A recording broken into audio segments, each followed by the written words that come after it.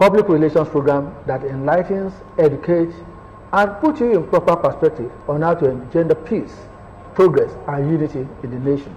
Not only in Nigeria, we are also looking at peace surrounding the world, ensuring that there's progress and stability. This week, I still have my guests seated here, and let me also quickly introduce Olalekan Shotunde. He's a researcher, a strategist, and also a planning officer in the Federal University of Agriculture, Abeokuta. You're welcome. Thank you very much. It's my pleasure to be here. I also have Dr. Kolawole.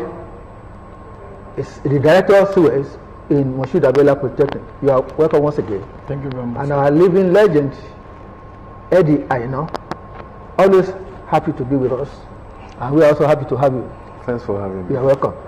This week we are continuing Russia-Ukriane war. Any public relations solution. When we are talking of public relations solution, we are also looking at international diplomacy. We are looking at how United Nations could mediate, how European nations could also mediate. How can the bold one be softened? How can the aggressor be pacified?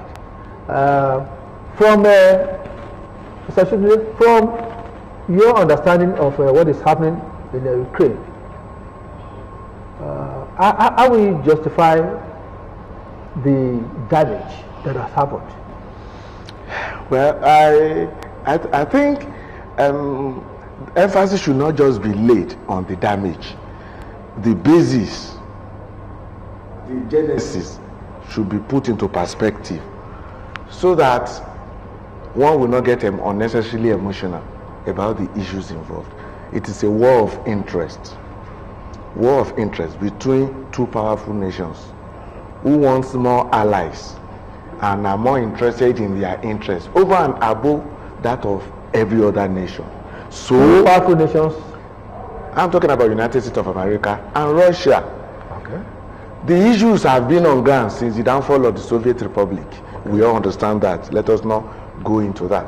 But the issue is this: Russia has been more interested in what happens in Ukraine in the last 5 years because of the role of United States in persuading Ukraine to join North Atlantic Treaty Organization.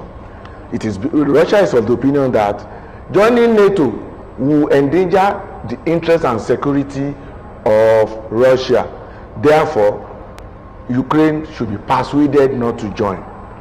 Successfully, Putin was able to do that when the former US president was there. What's the name of this Republican man? Donald Trump. So Trump vetoed. You all remember that Trump vetoed it and it wasn't allowed to be. But today, the story is different. The current government led by the Democratic Party wants that done. So Putin does not want it to be. So when we talk about damage, coming back to the question you asked, one will understand that it is not fair to be emotional because similar threat was taken when Cuba wanted to become Russian ally. Though they did not go, US did not go this far. There were sanctions on Cuba, you will recollect, for attempting to be an ally of Russia.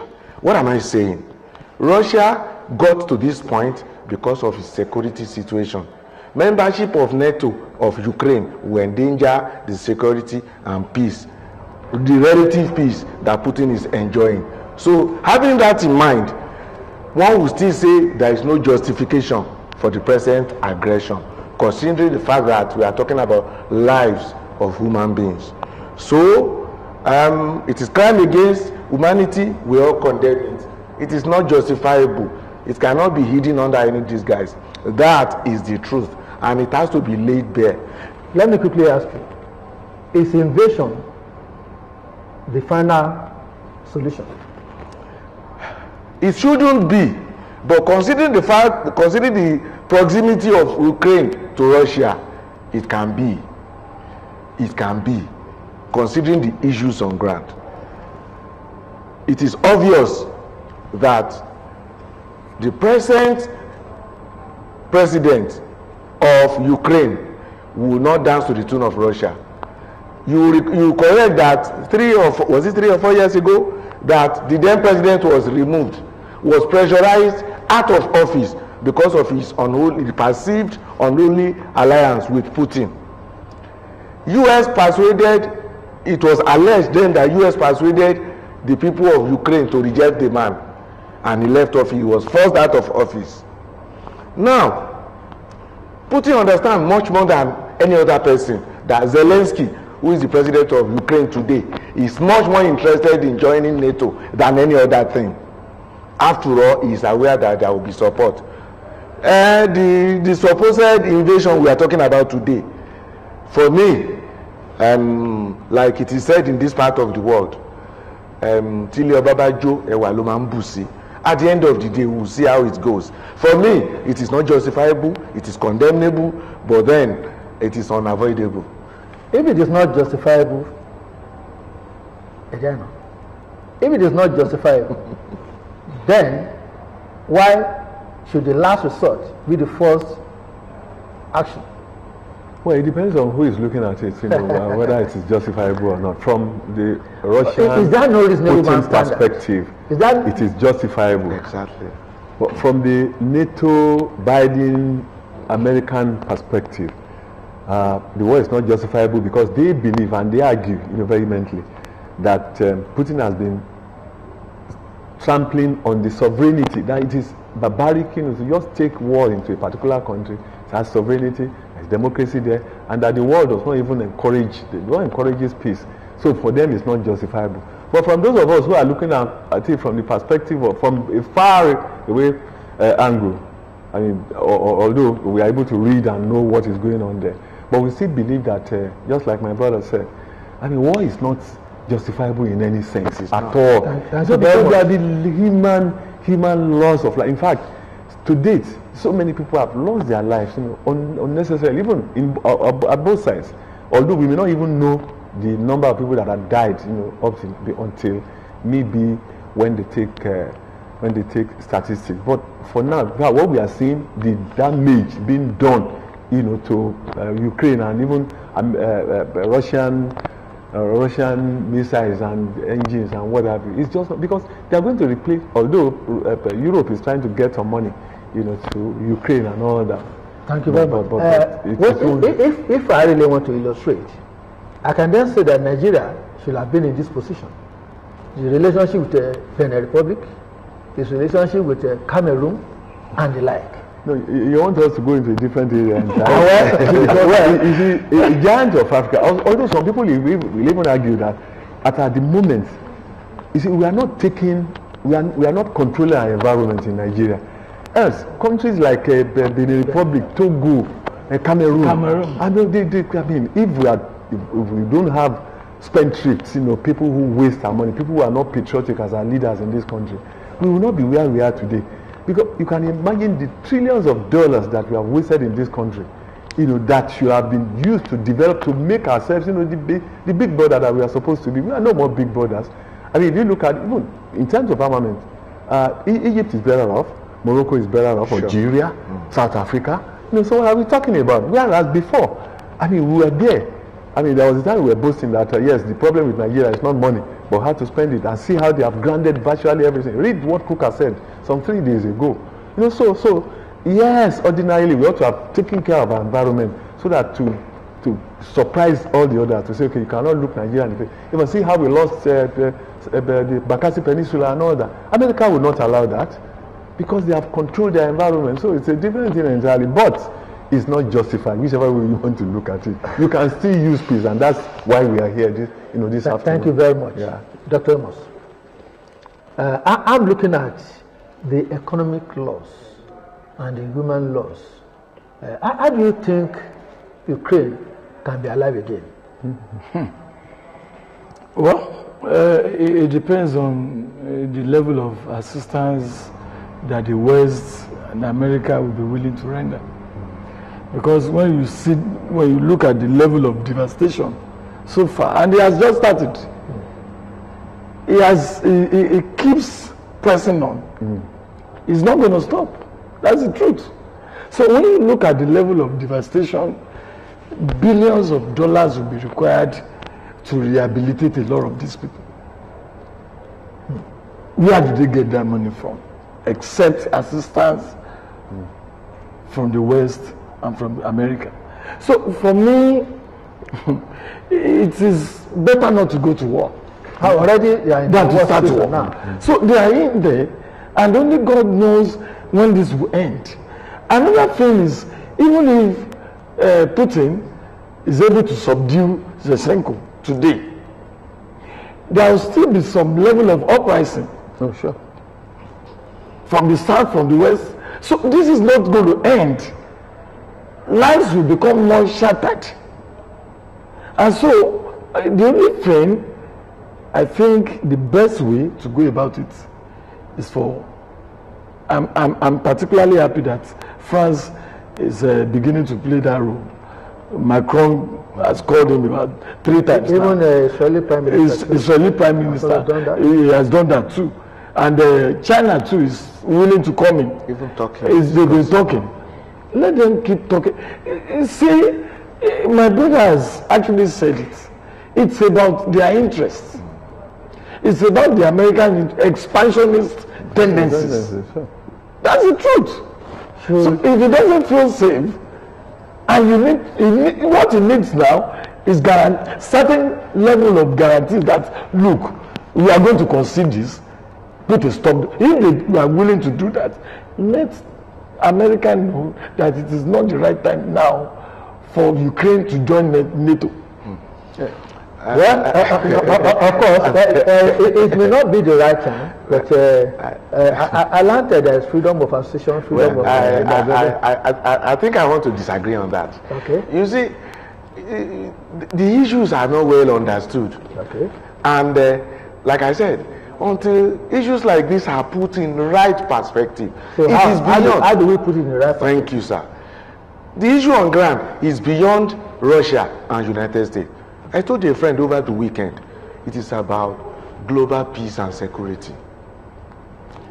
Putin is selling the agenda of Russia because he is afraid of American interests being spread, isn't it? That's it. Now, I told a friend, if you are to pick between Russia and America, whose interest will you prefer? You prefer to spread. The issue is, if America spread its interest, it is beyond America. Because America is like a home to all global citizens. Sure. Look, somebody like Putin has tendency of remaining in power for the next 20 years. And he will pursue the agenda that the Soviet Republic lost the other time. Let me remind all of you, none of us is a child here. Consider the issues that led to the fall of the Soviet Republic. You will see that that is what Putin is trying to bring up. Today, do we have any opposition party in Russia? All those who have attempted to take power from him died mysteriously. You and I are aware. There is no point mentioning names again. You are aware. 2, I asked a friend, can a black man become Russian president? Go to America. Relatively, an average Nigerian citizen who wants to live legitimately will still have his way once you don't go into crime. Even those who enter illegally still find a way of staying beyond their visa. What am I saying? When you say American interest, it is beyond America. It's about the globe. If you go to American army, you see Nigerians, you see Africans, you see Cameroonians. Why? Because the issue is beyond America. Somebody said it is because they engage people from other climes because it will be easy for them to invade your country. I said that may be it. But if they are not able to do that, those that are engaged will benefit and will bring back resources to their country. What am I saying? In whose interest will an average global citizen protect out of the two? America has more allies, has more interest than that of Russia. If America is liberal to the extent that it is today, then as Nigeria, I will not support our policy of neutrality, our policy of non-alignment. That's a topic for another day. For me, it is beyond the interest of the two of them. We are talking about interest of the globe. In whose hand can we successfully or reliably say we put global security? Can we put it in the hand of Putin? Can we put it in the hand of Biden? We have a choice. So if America say, I want to have a base through NATO in Ukraine, it is not really because America is interested in invading Russia, but America is interested in checking Russia and its allies. Again, that's a challenge here. We are seeing that the closed systems are opening up. Yes, in fact, I was about to chip that in. Okay. Even if we look at Russia itself, you look at Russia, China, all these communist systems, they have dropped them virtually, yes, because there are about over 100 millionaires, in US, in Russia, even in China. They are opening up because the world does not encourage this closed system again. And the world is a global village, even in terms of economy. And that's the reason why it's hurting them now.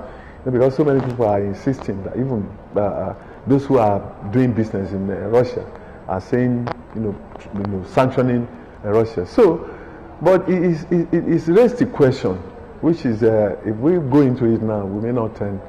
But it believes, that the interest of America, yes, America is larger, is bigger in terms of, Arnold Schwarzenegger.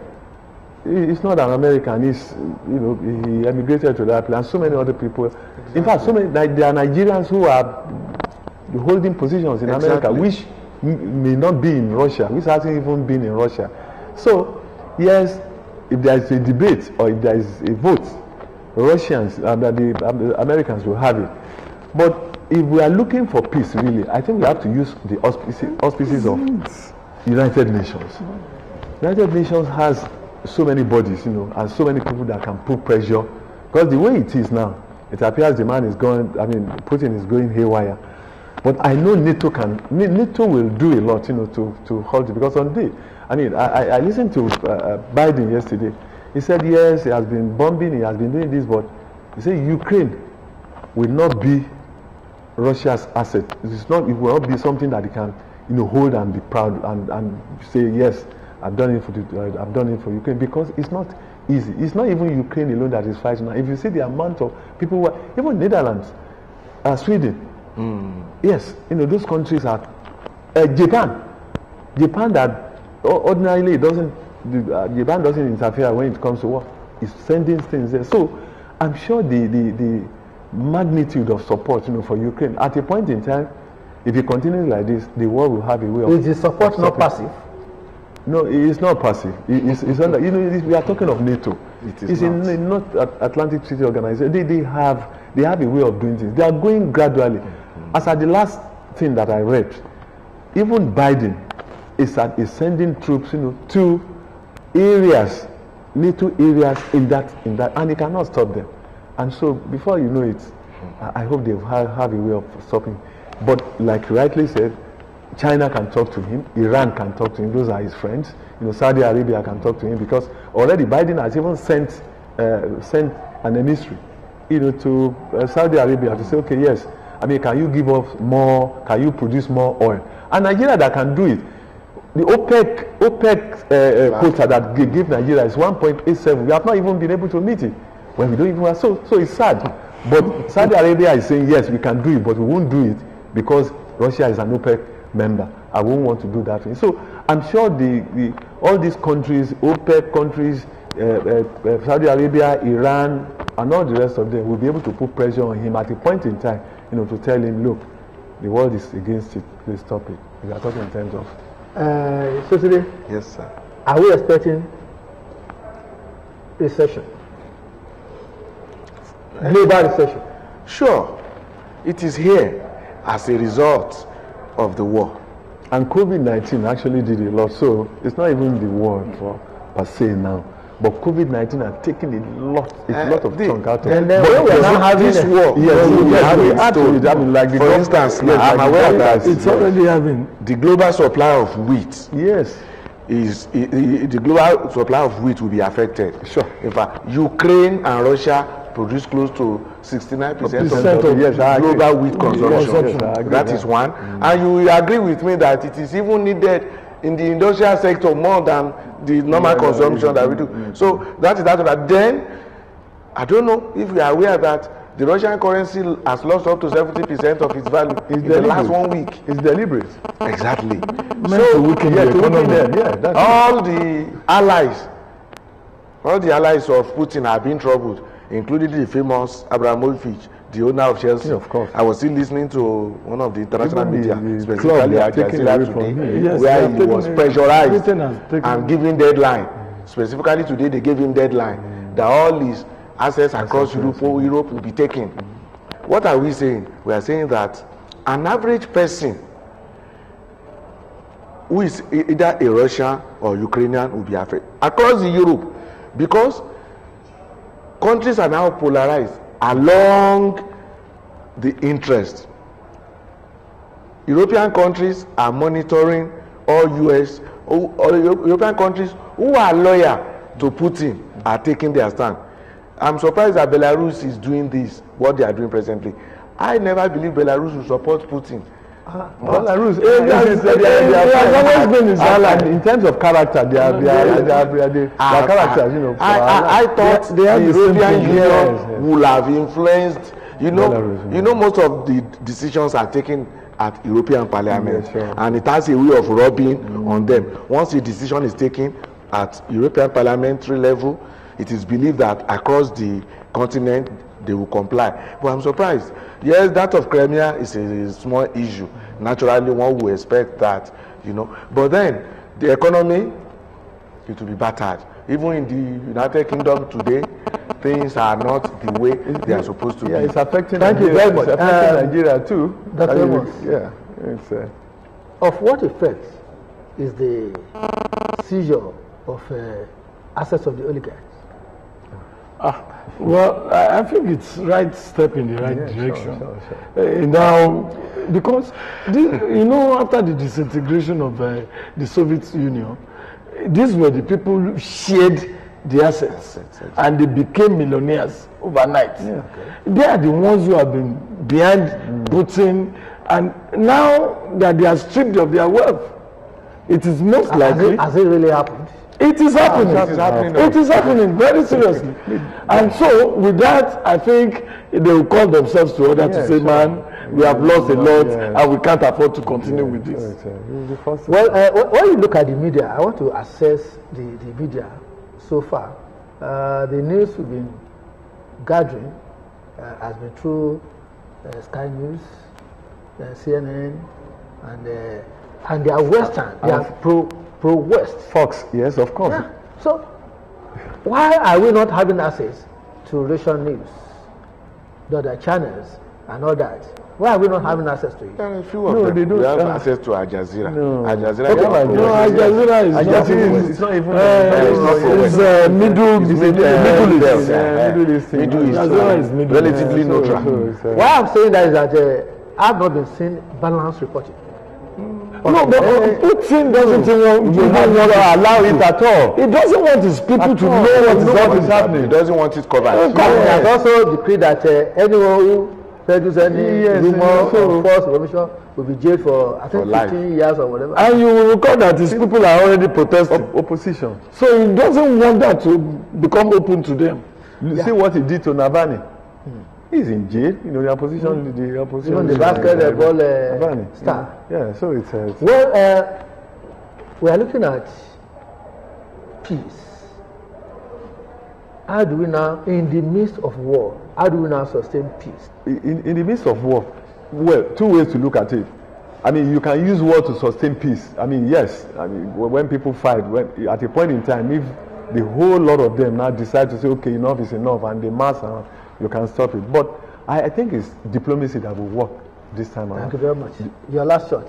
Well, let the whole world know that violence doesn't lead us anywhere. It doesn't pay.